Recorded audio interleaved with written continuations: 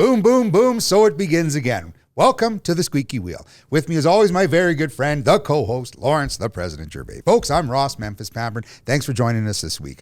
Lawrence, and for all of our listeners, it's National Cream-Filled Donut Day. And for the rest of us, and all of us, it is National Biscuit and Gravy Week.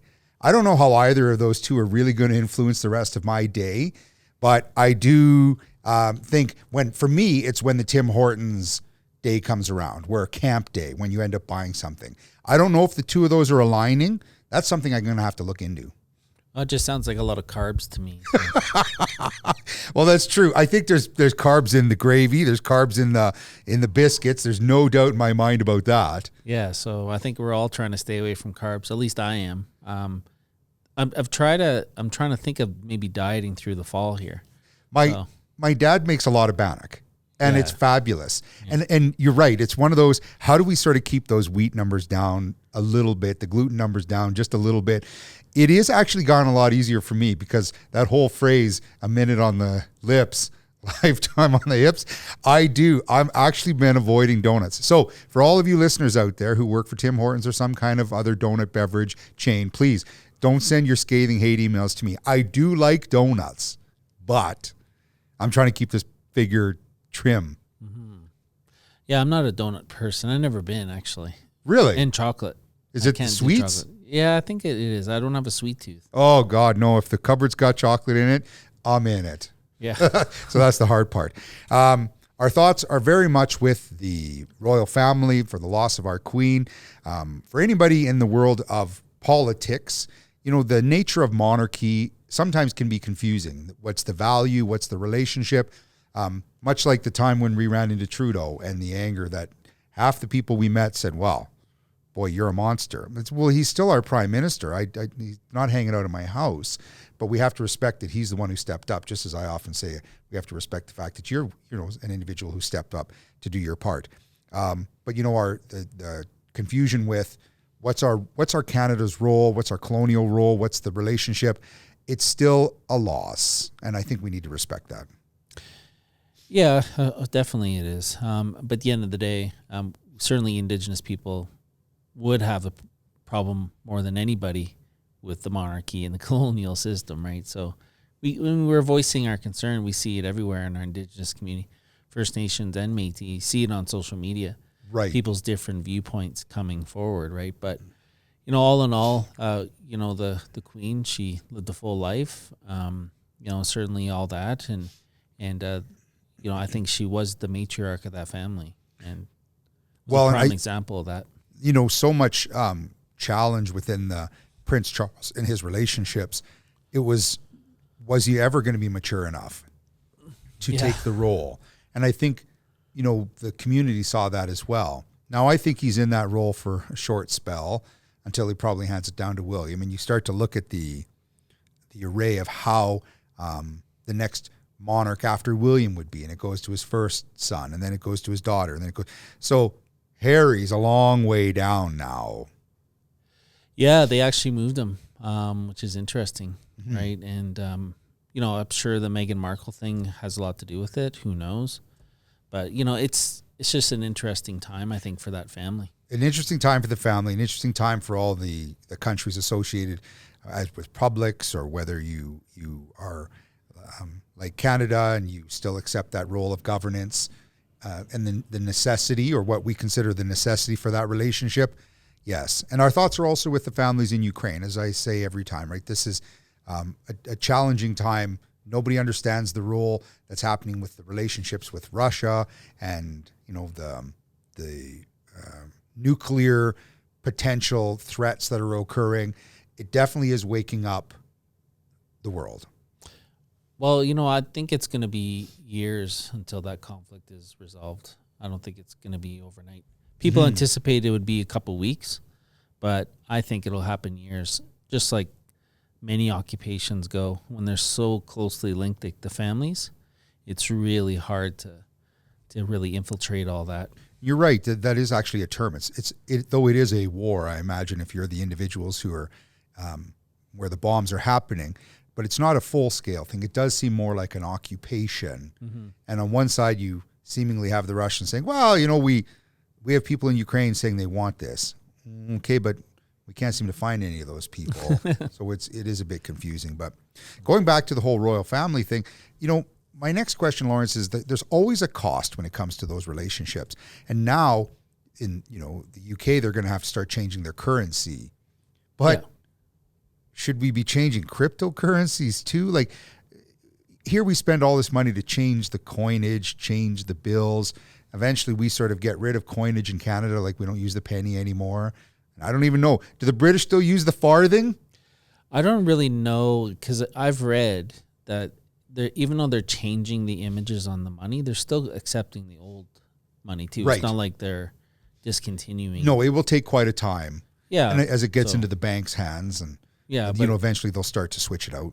But I really don't think it's going to happen overnight. It'll happen years from now. But we will probably see a new dollar, even in Canada. Well, and maybe we should, when we make our coins, kind of make it look a little like Prince Charles, but also a little like William. That way it's like, we don't have to reprint new coins or maybe put 2 of them on there.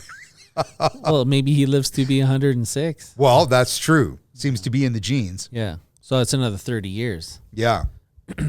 But, we'll see what happens with King Charles, sorry. I have seen a few memes that have come out. 76-year or 77-year-old man finally gets job. Mm-hmm. But he has been in waiting for that role for a long time. Yep. And I think, I think the UK is still going to celebrate him. Right? His role is to be the figurehead. And that's been the long history of the monarchy. So if he continues to carry on, and apparently he gave the same speech that the Queen had given. So really focusing on the same priorities when it comes to nationhood. Yeah, I really don't understand royal duty, what it is. All I know is that they're human beings living on the planet, and they have a title. Yes. And certainly that's enough for us countries to give them money. Well, and they're leading by history. And hopefully they're continuing to acknowledge their role in a lot of the history. But then I hear, I read history too, and I know that there was issues with the linking the royal blood to this current family too. And, and certainly, 2004, they were trying to uncover a different line of blood to the rightful heir, who was a guy who was living in Australia as the King of England. So I'm not sure. It's all over the internet. Right. And they, for their history, want to protect whatever knowledge they have and presume that this is the royal bloodline. Yeah. And I think it was swayed back in the 1400s where I guess there was an illegitimate son from a queen. And the blood in the passageway shouldn't have gone to him. It should have went to another person. And, you look a little bit royal. I'm starting, interesting that you say that. No. But the guy they found in Australia who's English is a lord also, because he does his line directly, but they think he was the rightful heir. Well, if we should order you some kind of Region 3 presidential ring, no. I'm not going to kiss it on this show. I can assure you my ancestry is not royally linked. Yeah. If I look back, there's nothing in my dad there that suggests that we're part of the royalty. No. Now, my mom, on the other hand, I could say that maybe there's a bit of that, but thank goodness. Well, and I guess to finish my comment earlier, because now we're moving more and more to digital currencies. Maybe that's what we should do, Lawrence? We come up with our own, folks. If you try to steal this idea, try to just give Lawrence and I 95% of the revenue. Our own monarchical cryptocurrency.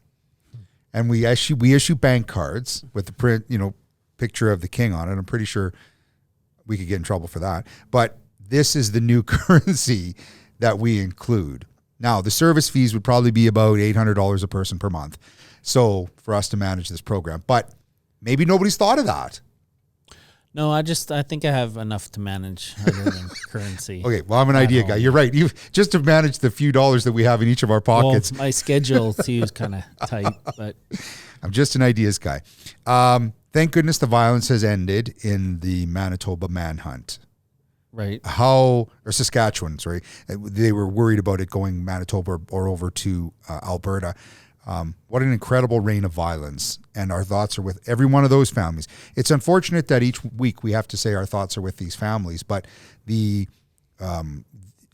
people or these individuals, they come from seemingly a psych history, a violent history. And, what are we going to do?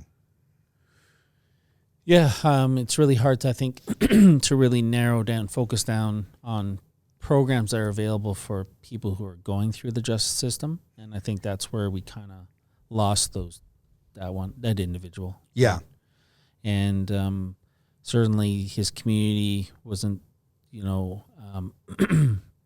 I would say, like they were aware of his past and his prior, but they just weren't able to actually get to that mental health piece, right? Yeah. And if a person is not willing to take their medication and then disappear, right, how do you manage that, right, as a community? Yeah, and I don't know. Do we chain them up? Where people are going to slap my hand for even making any comment about what should be a treatment for an individual, or how we manage their care, or incarceration, any aspect of it, right? You make a comment nowadays, even to people who are the most violent of offenders, well, that's rude. They're still people and you have to treat them fairly. Mm-hmm. A friend of mine whose truck somebody was under his truck the other day, 2 a.m, trying to cut out his catalytic converters. Like, well, if you go out there and do any action, you're going to be in more trouble than the guy who's under the vehicle trying to cut those things out. Somehow somebody's going to say, well, you should have called 911. Well, I get that, but that takes time too. It doesn't take very long to cut these things off. And you do any action, and now you're a monster. Couldn't you have done less? Couldn't you have done something less? These are people who are actively stealing from you. We have to come up with a new strategy of how these people are treated. Yeah, I mean, it is certainly a breakdown of certainly our system, and that has to be looked at. Mm-hmm. We've taken away things because they're financially unstable for the government. Right. But, what the government doesn't realize, when you take things away like that, like hospitals or really intensive care programs for people who are suffering, they will sometimes reoffend. Right. And or these guys who there's really no consequence. There's no consequence if they get caught stealing catalytic converters. But the consequence to those families might be a $3,000 bill that they've got to deal with now. Yeah, exactly. Or, in this case, an individual who's attacking others. Yeah. Right. Who's not stable. The only other choice is to keep them locked up, but, provide those programs and those medications so he can at least survive. Mm-hmm. But, the system that we have in place doesn't really think about that. Doesn't seem to support that. It's an afterthought. And we know that the high predominance of Indigenous incarceration, we've talked about the percentage before, about just how many people end up in the system, right? Our Indigenous community. And what are the programs that are there in order to support the Indigenous aspect of incarceration? Yeah, a lot of that is access to resources. Right. Because if you want to invest your dollars in treating people who have mental health or have had impacts in the past or generationally, you want to kind of resource that funding there. And resourcing that funding means going to those reserves or working with those people outside of that urban setting, because it seems to be all the money goes to the urban places and not the rural ones. Right. And that's just the way government kind of speaks financially. But they need access to resources out there too in those rural settings. Otherwise, they're not going to get treated, right? Unless they come and live in the city, and then they can do it there. But, I mean, living in the city is not as easy as people think. Right? No. For people who are suffering from mental health. Right. And or if, again, you mentioned it before, the access to services. That's right. And here we need to, how do we make, the police finally caught a grandparent scammer. I think the gentleman was 81 years old and knew that something was wrong. I think a significant other called 911. And the scammer, who had pretty much talked the individual out of $12,000. Now, I don't know if they'd gone to get cash or if they exactly. I was just sort of reading the article a little bit, but that because I've talked about this on our show before, these kind of scams. Yeah. And usually it's, you have a significant other who's a nephew or a grandson who's in jail, and if they don't get the money, they're not going to get let out. And this person is part of helping them get out of jail, but they need $12,000. Well, in this case, finally, the individual had alerted the police, told this guy, well, yeah, come get the money because I'm going to give it to you. And this guy shows up. Now, unfortunately, it'd be nice if somebody broke his hand so he couldn't dial the phone anymore, but I guess that's condoning violence, and we're not allowed to do that. We're not even allowed probably to even make the comment about it. But here he is scamming people. Yeah, exactly. And I think that's the issue with a lot of these call centers or people who are set up to do this type of activity. And what they'll do is try to get as much approval as they can, so it saves them. But really, at the end of the day, they're tricking that person into providing money to them or access to their accounts. And then now they use that money to keep trying to get more. Mm-hmm. Yeah. Those scams are hardest on our elderly. So if you're listening, and again, you can always ask us, fire us an email, ask the question, what are some of the scams out there? I've talked about them many times before, but if it's too good to be true, it's probably a scam. If somebody on the other side of the world is a prince and they have money for you, don't click on emails that you don't know anything about. And if somebody's asking about a family member, say, well, you know what? I'm going to ask the police. Let's get them on the line and then call me back and let's find out if this is a good idea or not. Because yes, these it doesn't happen this way. Something fun or positive, though it didn't really impact my life when I was younger. Bret the Hitman Hart gets a Walk of Fame honor in Calgary. Did Nice. you watch Stampede Wrestling and all that when you grew up? Yeah, they came to Prince George, actually. Really? Yeah, so we used to watch it all the time. All my friends used to watch it. They used to talk about all the different characters. I think even my wife once put me in a figure 4 lock. I realized how painful that can be. And she was doing it on purpose to teach me a lesson, I think. Well, Bret's ex-wife, Julie, is Métis. She's a member of the M&A. Really? Yeah. Oh, isn't that fun? Yeah. Pretty sure she could put you in a pretty good headlock. Being his wife? Probably. Well, I'm sure she's learned that move to beat you down. Yes, and what's interesting is, I've met Bret a few times, and once in Toronto, and then once through the Métis Nation, and yet he doesn't ever cross me as somebody who's arrogant or, I'm Bret the Hitman Hart. He's a very subdued, very laid back individual. It's like talking to just somebody in a coffee shop, right?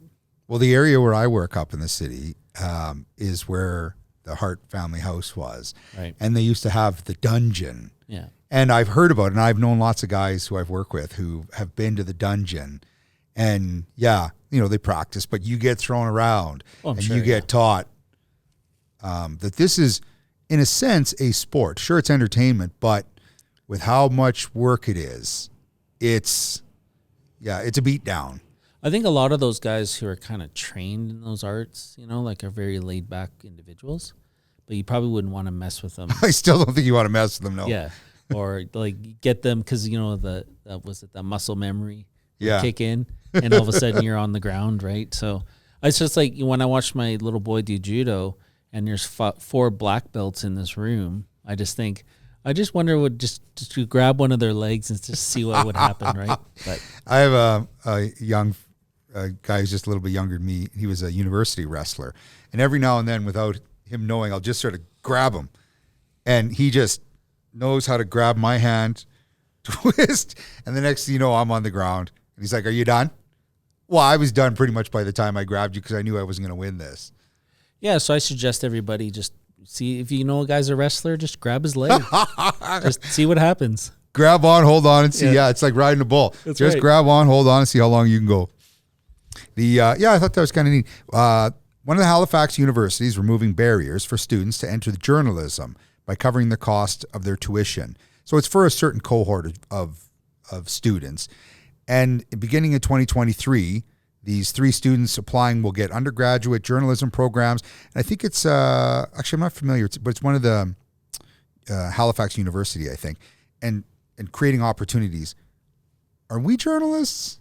No, not even close. We're as far away? Oh, yeah. I think a podcaster is probably low on that list.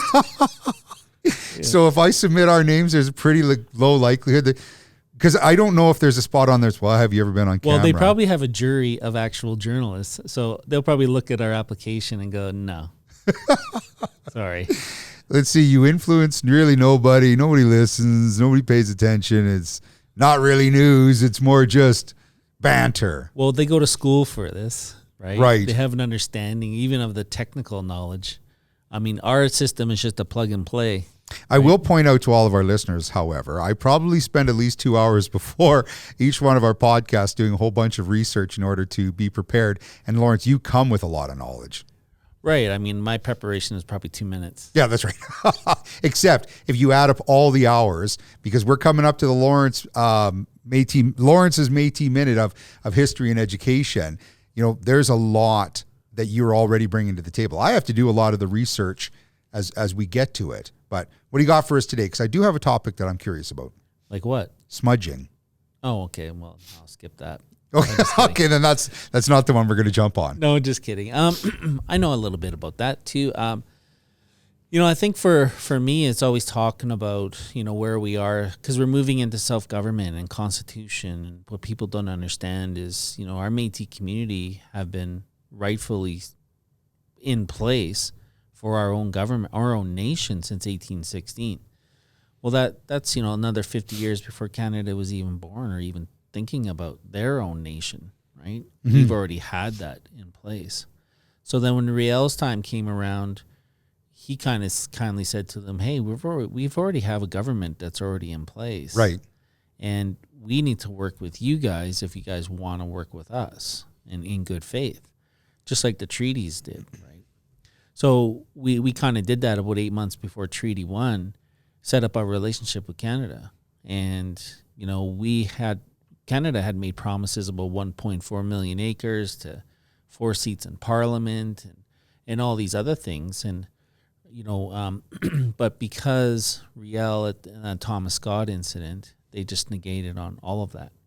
But now, here in 2022, we're talking about nationhood again, right? And we're bringing it up that Canada, you have a fiduciary responsibility of since 2016, but also in, you know, Section 9124 or 1867 that hasn't really been acknowledged, right? So now we're back to that place, and we're going to be developing our own nation again. I think there's going to be a lot of changes here that within the Métis Nation, not only in Alberta but across Canada.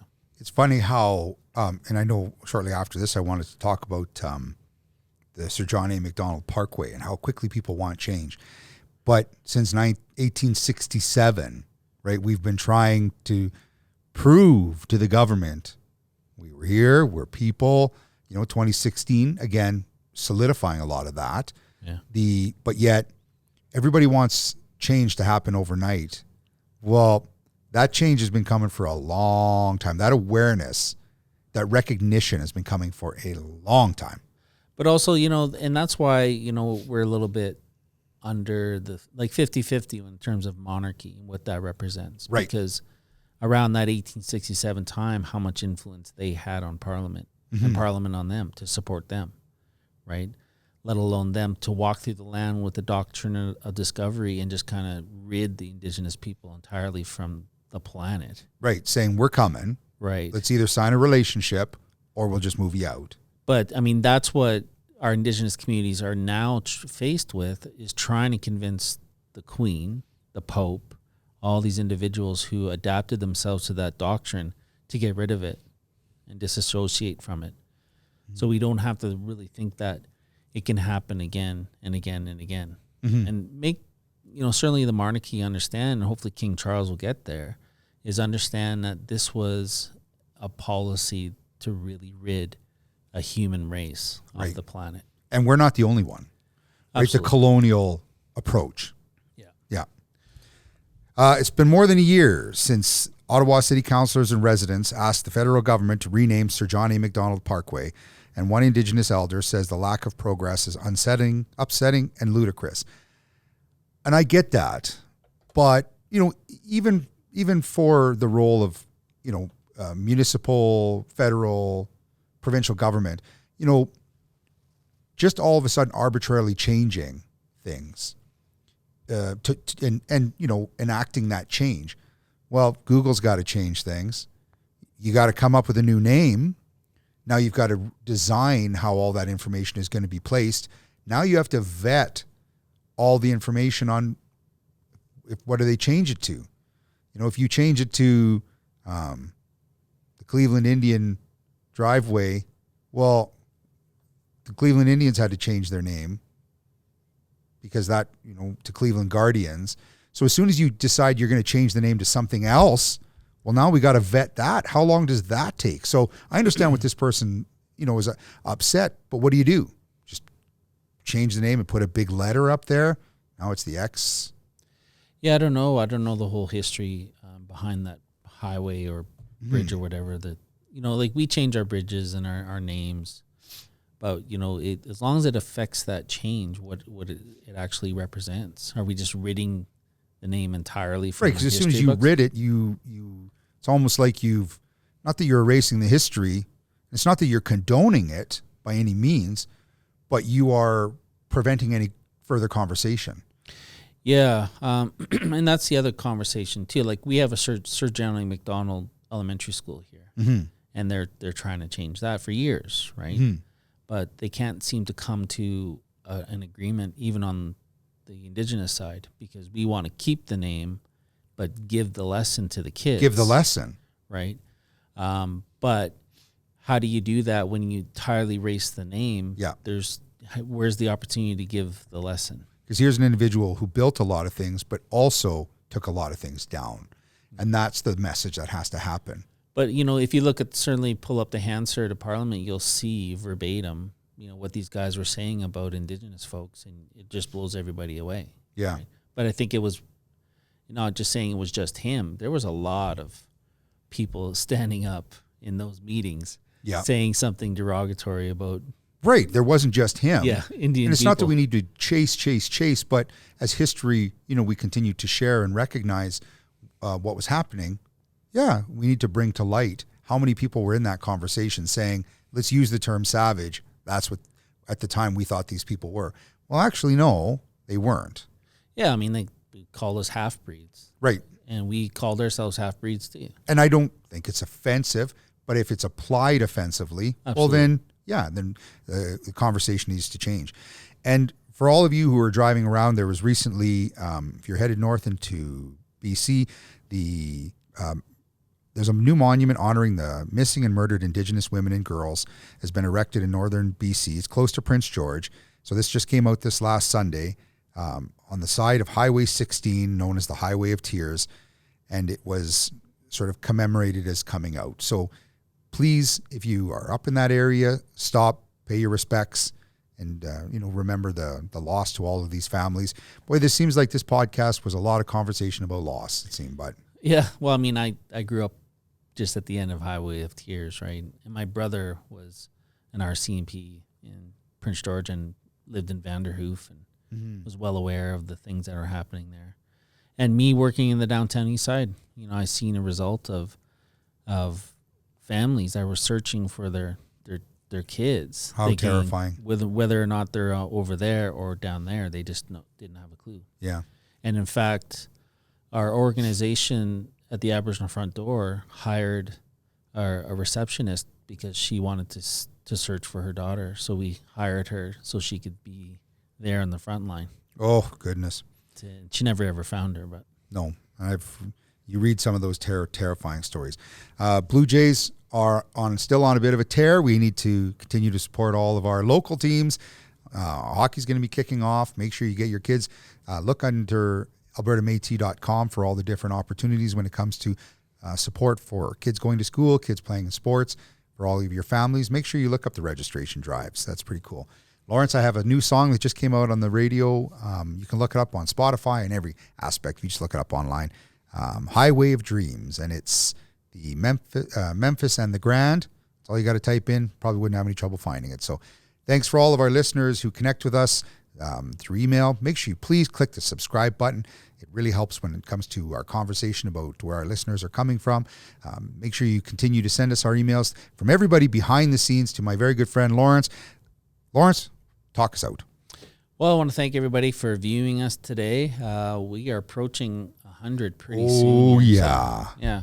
So, yeah, just keep uploading or downloading, and, we'll hopefully meet you guys in person one day. That will be very, very nice. You can tell us or give us your comments and your feedback on how we do things. If you want to punch either of us, please punch Lawrence. And like I said, we're not pros. We're not journalists. Yes. Right? So we do make mistakes.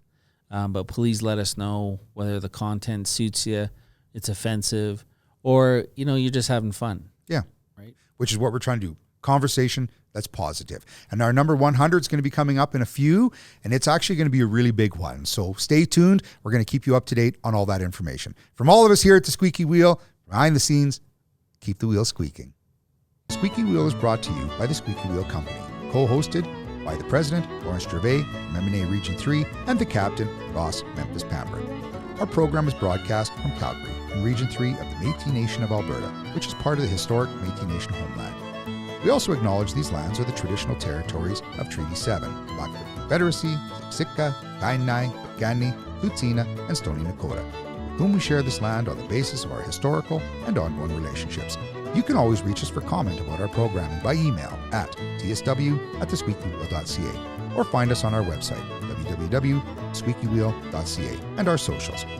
For our comments, it is our focus to recognize all of our First Nations and Indigenous friends, share connection with Métis settlements, and listen to and show respect to our Métis brothers and sisters and families.